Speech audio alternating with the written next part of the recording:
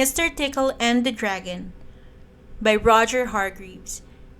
Illustrated by Adam Hargreaves. Mr. Tickle was having a very good day. 21 people well and truly tickled.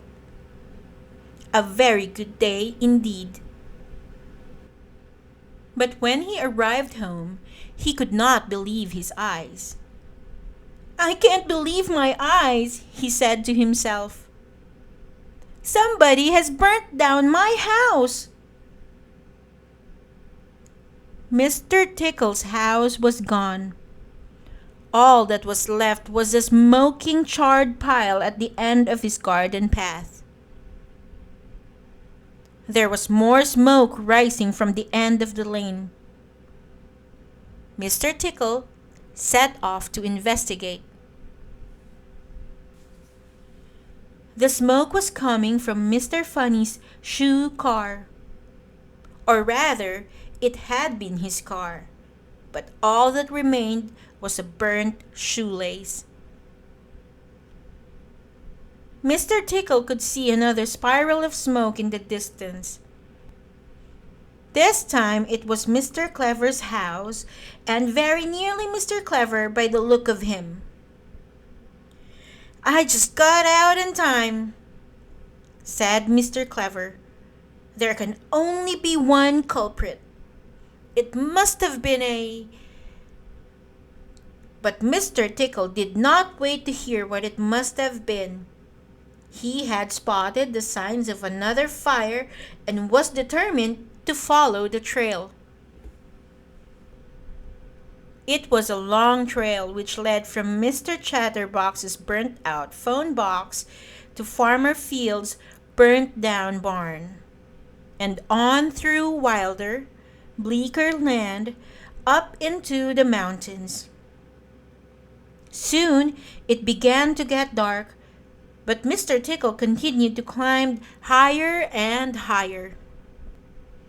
Darkness had fallen when he saw a bright light.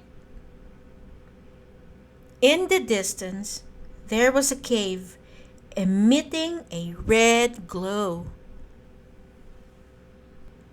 Suddenly, Mr. Tickle did not feel very brave. Suddenly, he wished he had stayed to hear what Mr. Clever had to say. Mr. Tickle decided to wait there until the morning. He curled up under a bush and wrapped his arms around himself 3 times to keep warm. Mr. Tickle fell into a surprisingly deep sleep, and the sun was up when he was woken by the rustling of the bush. Mr. Tickle opened an eye. The bush rustled again. "I know you're in there," rumbled a very deep voice. "Come on, show yourself." Mr. Tickle cautiously poked his head through the top of the bush and stood blinking in the bright sunlight. He was quite unprepared for the sight that met his eyes. He was standing face to face with a dragon. A huge dragon at that. A huge dragon with smoke curling from his nostrils. Mr. Tickle gulped. "Hello," said Mr. Tickle in a tiny voice. "I'm going to give you 30 seconds to give me a good reason why I shouldn't burn you to a crisp," bellowed the dragon. "And then I'm going to burn you to a crisp." Mr. Tickle gulped for the second time. Mr. Tickle needed to think fast. He realized his arms were hidden. Quick as a flash, he sent one of his extraordinarily long arms snaking through the bushes and under the dragon's belly. Mr. Tickle flexed his fingers and hoped beyond everything that dragons are ticklish. The dragon instantly crumbled into a giggling, laughing tangle on the ground. Roared the dragon. Wheezed the dragon. Boomed the dragon. Stop it! Stop it! He cried. I'll stop tickling if you promise to stop burning things, said Mr. Tickle. Anything! I'll promise anything, pleaded the dragon. Mr. Tickle stopped tickling and looked the dragon squarely in the eye. What you need to learn, said Mr. Tickle,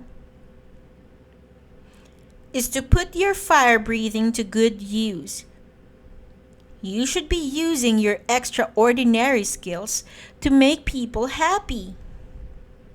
I'll show you. The dragon lay down on the ground and Mr. Tickle hopped on his back.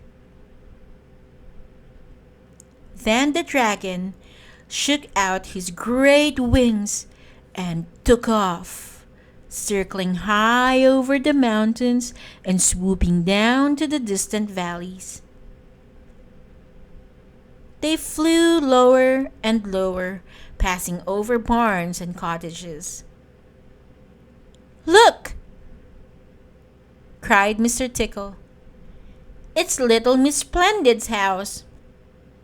I have an idea for your first good deed. Mr. Tickle and the dragon stood beside little Miss Splendid's swimming pool. It's too cold today to swim in little Miss Splendid's pool, said Mr. Tickle. Do you think you could do anything about that? The dragon thought for a moment. Then he took a deep breath and breathed out through his nostrils.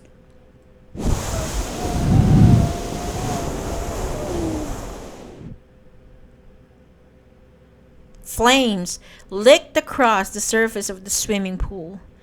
In no time at all, the pool was steaming. Little Miss Splendid was delighted. Mr. Tickle, the dragon, and little Miss Splendid had a very enjoyable swim. In fact, the dragon had a very enjoyable day. He melted the ice on Mr. Bump's path, and Mr. Bump couldn't have been happier, as most mornings he usually slipped up and bumped his head. He warmed up Mr. Forgetful's cup of tea, which he had made at breakfast time and forgotten to drink. Mr. Forgetful was delighted. He doesn't normally get to drink hot tea. And Mr. Greedy was very impressed when the dragon cooked 15 sausages all at once. By the end of the day, the dragon had a big glowing smile across his face. Do you know what? He boomed cheerfully. I feel really good. Mr. Tickle grinned, and he reached out his extraordinarily long arms and tickled the dragon. And now I do too, he laughed.